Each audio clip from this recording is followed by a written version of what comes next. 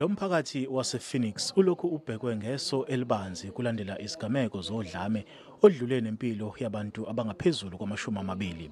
Abanye banombono-ke ukuthi lokubulawa kwabantu kungenxa yobuhlanga. Iziphathimandla zomnyango wezemfundo zithi zikhathazekile ngalezi gameko.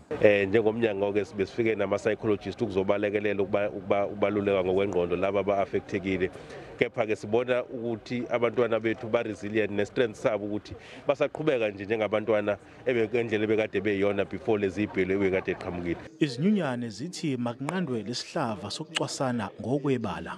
Ekubalekile ukuthi izingane zibuyele emuva emakhaya ziyokhuluma leli vangeli lokuthi akuyeke ukuhlukaniswa ngokobuhlanga, abantu bazibuke njengesizwe kukwazi ukuthi kuzoqhubeka kahle teaching and learning ngaphandle kokuphazamiseka. The starting point to address learners on the first day back at school is very important because these learners are now going to take the message home to their parents, to their grandparents, and they are going to reassure them that our school is safe. Kusenjalo kuqaliwe-ke ukufunda namhlanje ezikoleni esifundazweni yize kuke kwaba-ke nezinkinga ngenxa yesibhelu kulamasonto amabili edlule. Zingaphezulu kwe-130 izikole ezithintekile kulolu dlame.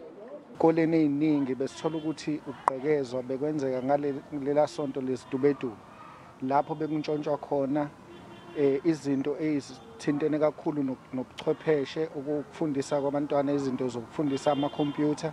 Isikole sinama programs esiwadrivayo asenza ama resources afana nala ntshontsheni, meaning ukuthi ama results azophazamiseka.